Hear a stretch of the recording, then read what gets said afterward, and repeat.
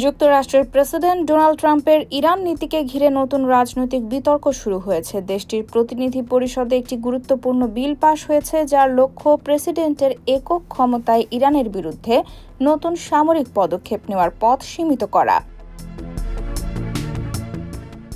স্থানীয় সময় বুধবার অনুষ্ঠিত ভোটাভুটিতে 215 থেকে 208 ভোটে বিলটি অনুমোদন পায়।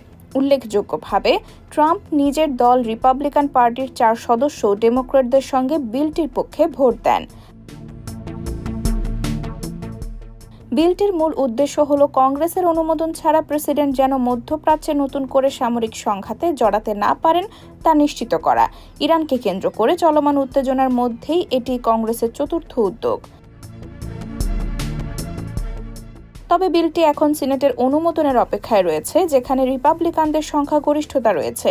রাজনৈতিক বিশ্লেষকদের মতে সিনেটে পাশ হলেও এটি ট্রাম্প প্রশাসনের সামরিক পদক্ষেপ পুরোপুরি বন্ধ করতে পারবে কিনা তা নিয়ে এখনো যথেষ্ট অনিশ্চয়তা রয়েছে। IBTV USA, new York.